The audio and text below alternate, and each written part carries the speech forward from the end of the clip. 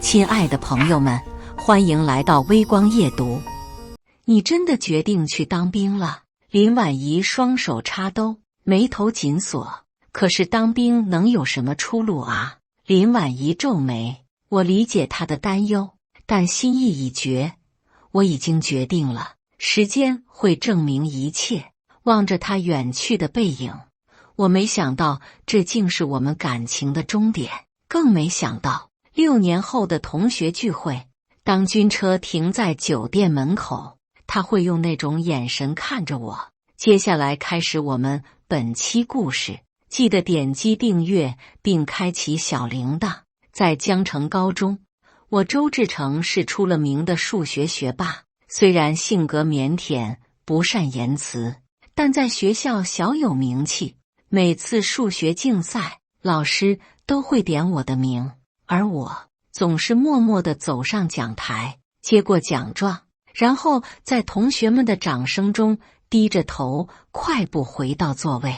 我出身普通工人家庭，父亲是工厂的机修工，母亲在超市当收银员，家里条件勉强小康，但父母省吃俭用，为的就是供我和弟弟读书。每天放学回家，总能看到父亲布满老茧的双手和母亲因长期站立而浮肿的双脚。林婉仪是班上公认的班花，皮肤白皙，长发飘逸，笑起来如春风拂面。她家境优越，父亲是当地一家建筑公司的老板，出入都是豪车接送。虽然她学习成绩不错，但数学却一直是她的软肋。周志成，你过来一下。一天下课后，数学老师王教授叫住了我。林婉仪的数学成绩不太理想，我想请你抽时间给她补课，可以吗？我愣了一下，脸立刻红了。我行吗？当然行，你是全班数学最好的。王教授拍拍我的肩膀，放心，你不会让我失望的。就这样，我开始了给林婉仪补课的日子。起初，林婉仪对我这个不爱说话的书呆子明显兴趣缺缺，每次讲题，她都心不在焉，时不时看看手机，或者拖着腮帮子发呆。这道题的解法是，我小心翼翼地讲解着。哎呀，好难啊！她撇撇嘴，我真的学不会。但随着接触的增多，情况开始发生变化。我发现林婉仪并非不聪明，只是缺乏耐心和正确的方法。我开始根据她的特点，设计一些形象生动的例子，把抽象的数学概念变得具体可感。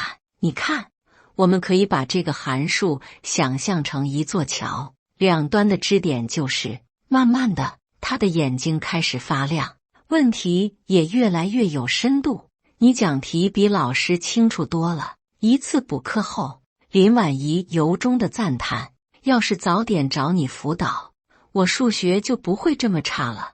我只是腼腆的笑笑，不善于应对女孩的夸奖，心里却像灌了蜜一样甜。随着辅导的深入，我们的关系也在悄然变化。林婉仪不再把我当作枯燥的书呆子，而是真正开始欣赏我的才华和认真。有时候，她会特意等我放学，两人一起走一段路。有一天放学，天空突然下起了大雨。糟了，我没带伞。林婉仪望着门外的瓢泼大雨发愁，司机要半小时后才能来接我。我鼓起勇气，我有伞，可以送你去附近的咖啡厅等。走在雨中，我们共撑一把不大的伞，肩膀不时相碰。我的心跳快得像打鼓。志远，你周末有空吗？走到咖啡厅门口，他突然问，我想请你看电影，感谢你这段时间的辅导。我惊讶地抬起头，看到他脸上带着淡淡的红晕，不敢相信自己的耳朵。我有空。就这样，高中最不搭配的一对组合走到了一起。数学天才与班花，校园里传开了，很多人感到不可思议。但我们都不在乎。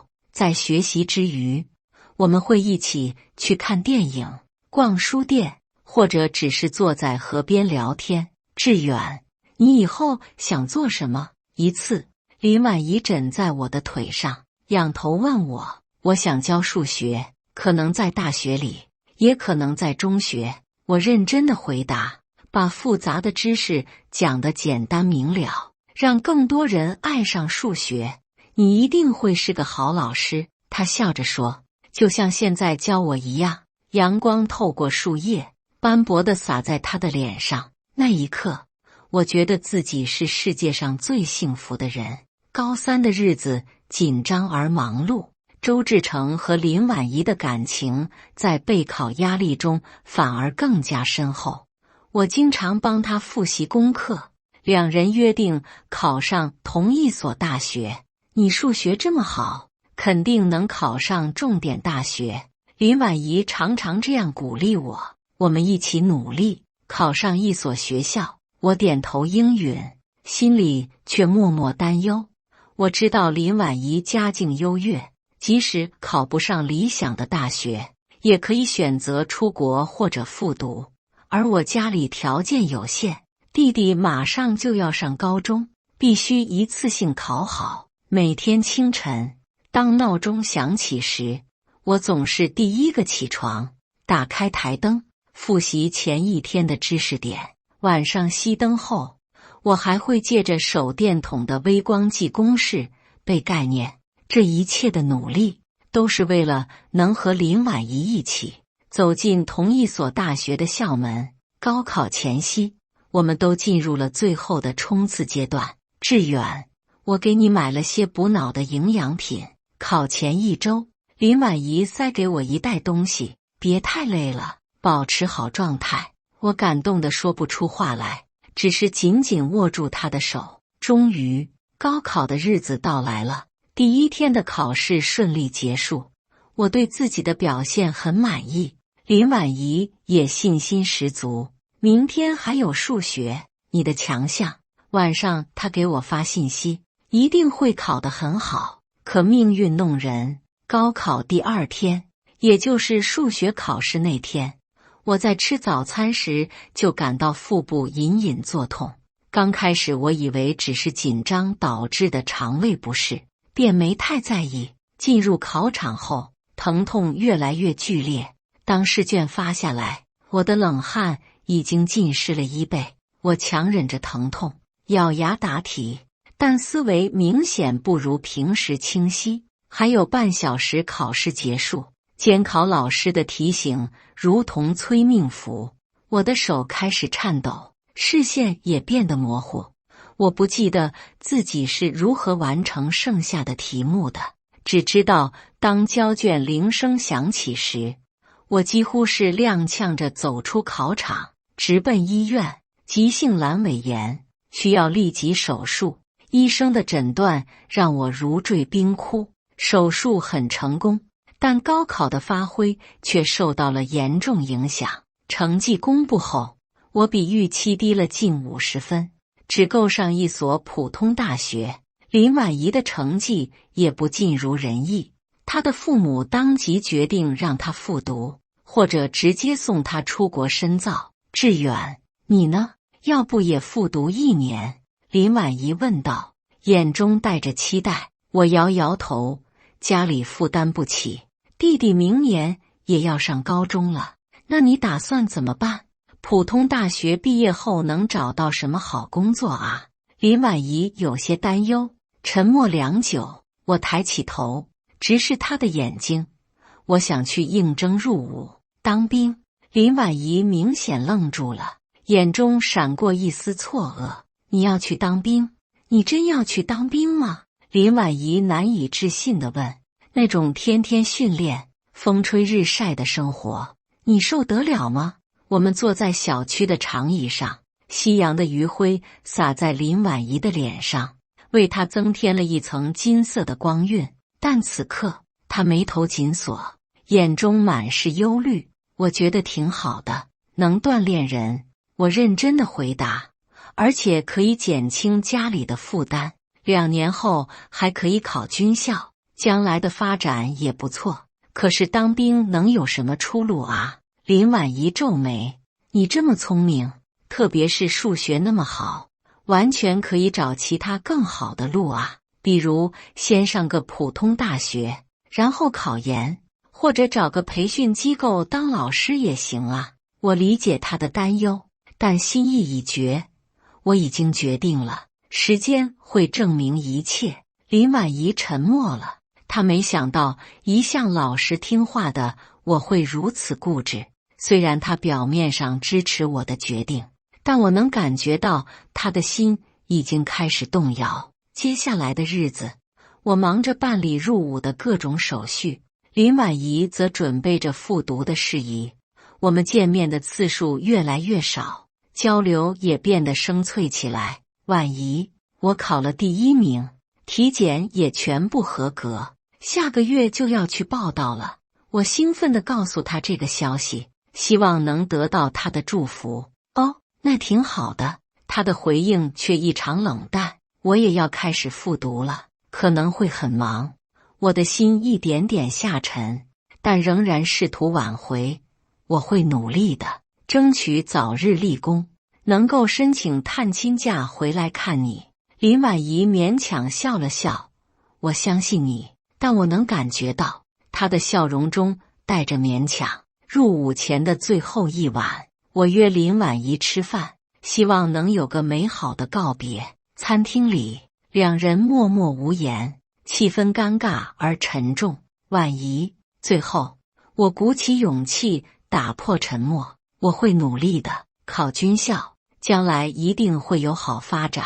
你能等我吗？林婉仪低着头，久久没有回答。最终，她抬起头，眼中含着泪水。志远，我不能给你承诺，我们都太年轻，前路漫长。谁知道会发生什么呢？听到这话，我的心如坠冰窟，但还是强装笑容。我明白了，不管怎样，我会一直记得你。第2天清晨，林婉仪还是来送我去了征兵点。当大巴车缓缓驶离，透过车窗，我看到她站在路边，表情复杂。那一刻，我隐约感觉到我们的青春恋曲可能就此画上句号。军营生活比我想象的更加艰苦，每天5点起床，晨跑、体能训练、军事技能学习，一切都是新的挑战。初到军营的第1个月，我几乎每天都浑身酸痛，手上磨出了水泡，晚上累得倒头就睡。但我没有抱怨，反而更加努力，希望能让林婉仪为我骄傲。每周休息日，我都会给她写信，详细描述自己在军营的生活和训练。亲爱的婉仪，今天学习了格斗技巧，教官说我的反应很快，但力量还需要提升。婉仪，昨天进行了5公里武装越野，我跑了第3名，连长表扬了我。最初几个月，林婉仪的回信很及时，字里行间充满思念和鼓励。志远，看到你在军营这么努力，我真为你骄傲。复读班的课程很紧张，但每天看到你的来信，就是我最大的动力。但随着时间推移，他的回信越来越少，内容也越来越简短。最近很忙，复读班的课程比高3还紧张。我很好，你不用担心。这样冷淡的话语让我感到不安。我试图不去多想，更加投入到训练中。在军营，我逐渐适应了紧张的节奏，体能和技能都有了显著提高。我的数学天赋在战术学习中也派上了用场，经常能够快速分析复杂情况，提出解决方案。周志成，你小子有2下子啊！班长拍着我的肩膀称赞道，才来半年，进步这么大。服役半年后，因为表现优秀，我获得了短暂的探亲假。我兴奋地回到家乡，第一时间就想去见林婉仪。我特意买了一束他最爱的百合花，还准备了一条军绿色的丝巾作为礼物。当我来到林婉仪家附近时，远远地看到了一幕让我心碎的场景。林婉仪正和高中时就追求她的隔壁班富二代徐浩宇有说有笑地走在一起，亲密地挽着他的手臂。徐浩宇家里开着大型地产公司，出入名车豪宅，在高中时就是出了名的阔少。我呆立在原地，手中的花束仿佛瞬间失去了色彩，犹豫再三，我还是鼓起勇气走上前去。婉仪，我轻声唤道。林婉仪转过头，看到我时明显慌乱了。志远，你怎么回来了？探亲假，特意来看你。我强忍着心痛，目光落在他和徐浩宇交握的手上。刚才那个是徐浩宇吗？林婉仪迅速松开徐浩宇的手，避开我的目光。志远，我们能单独谈谈吗？徐浩宇上下打量着我，眼中满是轻蔑。哟，这不是周志成吗？听说你去当兵了，怎么样？当兵的滋味好受吗？我没有理会他的挑衅，只是看着林婉仪。可以吗？徐浩宇不悦地皱眉，但林婉仪示意他先离开。我们走到附近的一家咖啡厅，坐在角落的位置。志远，我们分手吧。林婉仪直接开门见山，声音平静的可怕。尽管已有心理准备，但这句话仍如同一把尖刀刺入我的心脏。为什么？我艰难地问道，声音有些发抖。我们不合适。林婉仪直视着我，眼神冷静。你当兵至少要2年，毕业后又能有什么出路？不过是拿着微薄的工资，过着清贫的生活。我不想这样，我想要更好的生活。我可以考军校，将来当军官。我急切地解释，而且我会努力立功，提干的机会很大。志远，别自欺欺人了。林婉仪打断我，即使你当上军官，能有徐浩宇家有钱吗？他现在已经帮家里管理公司了，1个月的零花钱都比你1年的军饷多。我沉默了，不知道该如何反驳。正说着，咖啡厅的门被推开，徐浩宇大步走了进来。婉仪，你们谈完了没？我还有事呢。看到我，他上下打量着，目光落在我的军装上，脸上闪过一丝轻蔑。哦，是当兵的啊，现在大学生找不到工作，只能去当兵混日子了。我握紧拳头，但没有失态。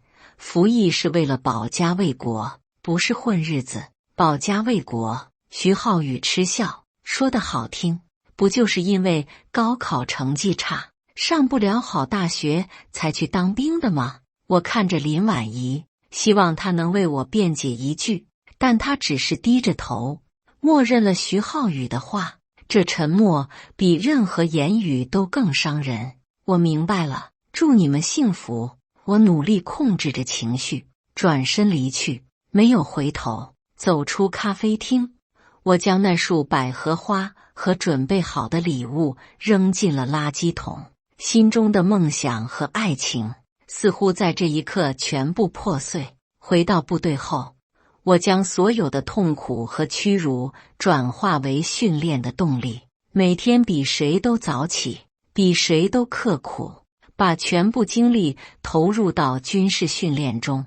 白天训练到汗水浸湿迷彩服，晚上学习到深夜，只为变得更强。周志成，你这段时间训练太拼了。指导员关心地说，别把身体搞垮了。报告指导员，我没事，我想变得更强。我挺直腰板回答，眼中燃烧着坚定的火焰。因为表现突出，我很快在连队中脱颖而出，成为标兵、射击、格斗、野外生存，各项技能都名列前茅。特别是在战术分析和情报解读方面，我的数学思维显示出了独特优势。一次重要演习中，我提出的战术方案帮助连队取得了突破性胜利，得到了上级的高度评价。周志成，你小子脑子灵活，反应快。连长拍着我的肩膀说：“难得的好苗子啊！”服役1年后，上级推荐我参加特种部队的选拔，选拔过程异常严苛，从体能测试、心理评估到专业技能考核，层层筛选，最终只有不到1/10的人能够通过。选拔的最后一环是综合能力测试，包括战场情报分析和战术决策，这是我的强项。凭借出色的数学逻辑思维和冷静的判断力，我在测试中表现出色。恭喜你通过了特种部队的选拔。考官宣布结果时说：“你的数学和逻辑分析能力非常出色，正是我们需要的人才。”进入特种部队后，我接受了更加严格的训练，从基础的格斗涉及到高级的爆破、侦察、反恐技能，每一项都要达到极高的标准。训练强度之大，超出了我的想象，但我咬牙坚持下来了。你们不再是普通战士，而是国家利剑的锋芒。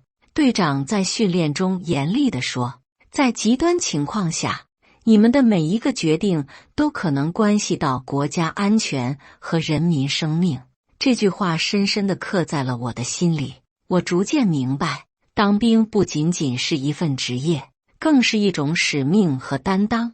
在一次反恐演习中，由于准确的判断和果断的行动，我成功完成了解救人质的任务，赢得了教官的高度赞扬。周志成，你有当指挥官的潜质。队长找我谈话，上级有意推荐你去军校深造，你有兴趣吗？我激动地站起来，这是我的荣幸，也是我一直以来的梦想。就这样，在服役2年后，我如愿以偿地进入了军校学习。在军校期间，我专攻军事战略和情报分析，成绩优异。毕业时获得了少校军衔，被分配到了一个特殊的部门，负责指挥特种作战任务。从当年那个被讥讽没出息的大学生，到如今受人尊敬的军官，我用实际行动证明了自己的选择是正确的。转眼间6年过去了，我已经从军校毕业，成为一名优秀的军官，负责指挥特种作战任务。我的军衔和职位都令人尊敬，但我从未因此骄傲，始终保持着初心。这一天，我正在办公室审阅一份作战计划，手机突然响起，是个久违的号码，高中好友孙勇。志远，是我，孙勇。电话那头传来熟悉的爽朗声音：“下周是我们高中毕业8周年聚会，你能来吗？”我看了看手头的工作，巧了，我下周正好有任务在江城附近，应该可以抽空参加。太好了，这次几乎所有人都会来，包括林婉仪和徐浩宇。孙勇特意提到这2个名字，语气有些试探。听到这2个名字，我心中泛起一丝波澜，但很快恢复平静。我会去的。挂断电话，我望向窗外，思绪不自主地回到了过去。林婉仪，这个曾经让我心动的名字，如今已经变得陌生。据说她和徐浩宇一直保持着关系，今年年底就要结婚了。我为她感到高兴，毕竟每个人都有选择自己生活的权利。聚会当天，我没有穿军装，只是换上简单的便装，开着一辆普通轿车来到了江城大酒店。我故意没有表露身份，只想以普通人的身份参加聚会，和老同学们轻松聊聊。走进包间，里面已经坐了不少人，林婉仪和徐浩宇坐在中间位置，成为全场焦点。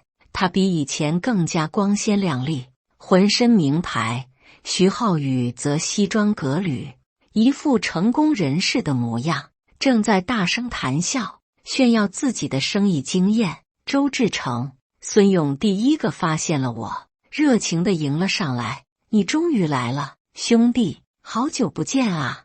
包间里的谈笑声突然停下，众人的目光齐刷刷转向门口。林婉仪看到我时，明显愣了一下，眼中闪过复杂的神色，而徐浩宇则露出了一丝不屑的表情。哟，这不是周志成吗？徐浩宇故意提高声音，打破沉默。8年不见，还是这么朴素啊！我笑了笑，没有理会他的讽刺，与大家一一打招呼，然后在角落找了个位置坐下。林婉仪一直偷偷打量着我，眼神复杂，既有好奇，又有一丝说不清道不明的情绪。聚会正式开始，主持人请每个人简单介绍一下自己这些年的情况。轮到徐浩宇时，他得意洋洋地站起来，挺着微微隆起的啤酒肚，炫耀道：“我现在是浩宇集团的总经理，去年公司营业额突破10亿，我和婉仪已经订婚了，年底就要结婚。”他特意看了我一眼，眼中满是挑衅。林婉仪展示了手上的大钻戒，引来一片羡慕声，但我注意到她的笑容中似乎透着一丝勉强。轮到我介绍时，我只是简单的说：“我还在部队服役，当了这么多年兵，怎么还是这么朴素？”徐浩宇嘲讽道，语气中满是不屑：“该不会还是个小兵吧？整天训练，风吹日晒，一个月拿几千块钱，有什么出息？”几个与徐浩宇交好的同学跟着哄笑起来。林婉仪似乎有些不安，但还是跟着笑了笑。我就说嘛，当兵能有什么前途？我没有反驳，只是淡淡一笑，继续喝酒吃菜。孙勇看不下去了，想为我辩解，但被我拦住。没事，随他们说吧。酒过3巡，气氛越来越热，徐浩宇喝得有些多了，开始公开挑衅我：“你们这些当兵的，是不是真有传说中那么能打，还是只会欺负那些新兵蛋子？”我一直保持沉默，不想在这样的场合失态，但徐浩宇见我不回应，反而变本加厉，酒杯重重地放在桌上，站起身来，走到我身边：“周志成，当年你不是很厉害吗？数学天才，现在怎么哑巴了？是不是在部队里被欺负怕了？”孙勇站起来想要劝阻：“浩宇，别这样，大家都是同学，怎么，我说错了吗？”徐浩宇推开孙勇，端起一杯酒，做事要往我头上浇。“既然怕了，那就给老子跪下认错，承认你不如我。”包间里的气氛瞬间凝固，所有人都屏住了呼吸。我身形一闪，轻松避开，同时一把抓住徐浩宇的手腕，稍一用力，徐浩宇痛呼一声，酒杯掉在地上摔碎了。“抱歉，弄脏了地面。”我平静地说，松开了手，转身准备离开。“你敢动手？”徐浩宇恼羞成怒，揉着发红的手腕对门外喊道：“小王，把人都叫上来！”很快，几个彪形大汉冲进包间，虎视眈眈地围住了我。林婉仪脸色突变，站起来想要阻止，却被徐浩宇一把拉住：“今天我要让你知道，在社会上混，拳头再硬也不如有钱有势。”徐浩宇狞笑着说。我环顾四周，陷入重围，但表情依然从容不迫。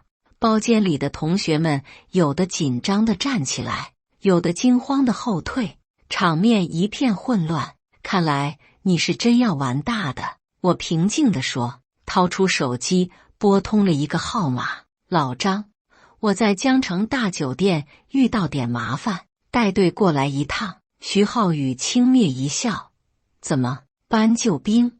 你那些当兵的兄弟能比我的人更厉害？”我没有回答，只是站在原地，目光如炬。不知为何，我的镇定让徐浩宇有些不安。他催促手下：“愣着干什么？给我上！”一个壮汉刚要动手，我轻描淡写地说：“我劝你最好再考虑一下，如果现在动手，等会可就不仅仅是私人恩怨那么简单了。少在这里吓唬人。”徐浩宇冷笑：“今天不管你是什么身份，都得给我跪下。”不到10分钟，酒店外传来了军车的声音，10几名身着特种部队制服的军人迅速进入酒店，来到包间。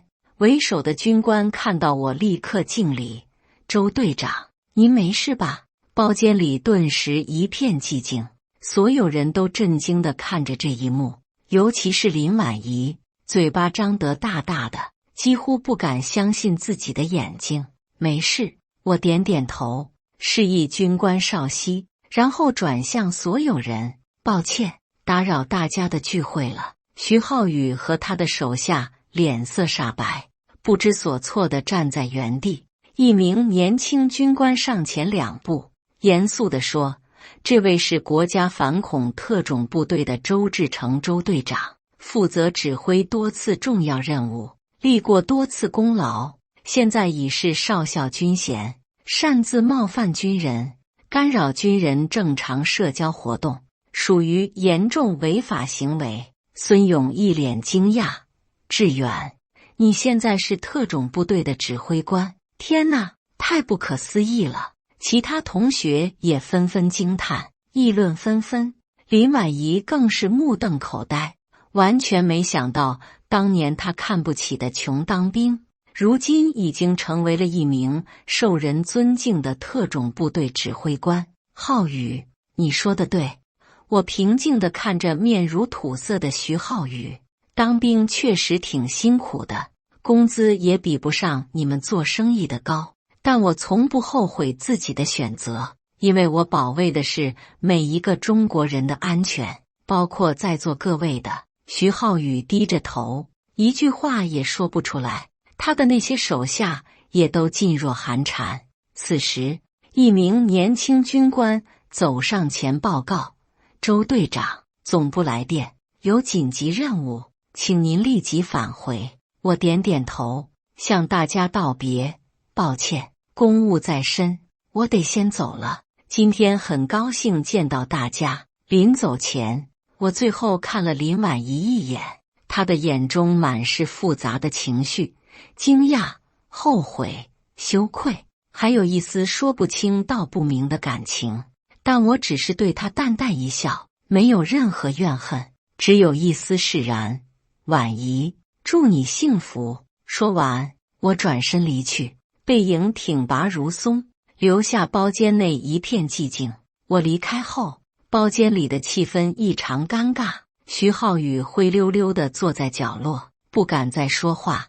林婉仪则坐立不安，眼中充满了懊悔和自责。想不到周志成现在这么厉害，一位同学感叹道：“当年我们都以为他没出息，结果他成了真正的英雄。”聚会草草结束，每个人都心事重重。有些同学低声交谈，讨论着刚才发生的一切；有些则默默收拾东西，准备离开。气氛远不如开始时的热烈，空气中弥漫着一种说不清的尴尬和震惊。徐浩宇坐在角落里，一杯接一杯地喝着闷酒，脸色阴晴不定。刚才的威风荡然无存，取而代之的是明显的沮丧和恼怒。他的几个朋友试图安慰他，但都被他粗暴地挥手赶开。林婉仪默默地坐在自己的位置上，手指不停地转动着那枚闪亮的订婚钻戒，眼神空洞，似乎在思考着什么。他几乎没有和任何人说话，甚至连同学们的告别也只是机械的点头回应。“婉仪，你还好吗？”一位女同学关切地问。林婉仪勉强笑了笑：“我没事，谢谢关心。”最后，包间里只剩下寥寥几人。林婉仪拿起包，起身离开，走出酒店大堂。夜风迎面吹来，让他略感清醒。他独自站在酒店门口，望着军车离去的方向出神。军车早已消失在道路尽头，但他的目光依然停留在那个方向，仿佛这样就能看到周志成的身影。当年那个腼腆的数学天才，总是低着头，说话时眼睛不敢直视他，如今却已经成长为一个顶天立地的男子汉，眼神坚定，举止沉稳，充满了不可忽视的威严。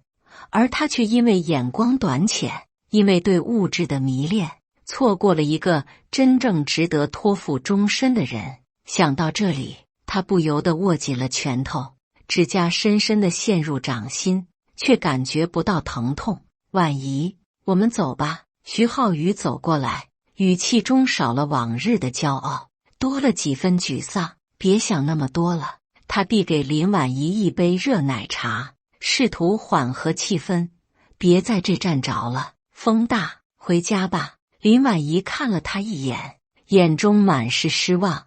浩宇，我们的婚约取消吧。你说什么？徐浩宇难以置信。就因为那个当兵的？你疯了吗？不，是因为我自己。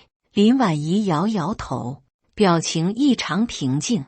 我终于明白了什么是真正有价值的人生。什么叫真正有价值的人生？徐浩宇冷笑一声，难道跟一个当兵的过苦日子就叫有价值？你别忘了，我能给你的生活是什么样的，我知道你能给我什么。林婉仪缓缓摘下手上的钻戒，放在徐浩宇手心。但那些都不是我真正需要的。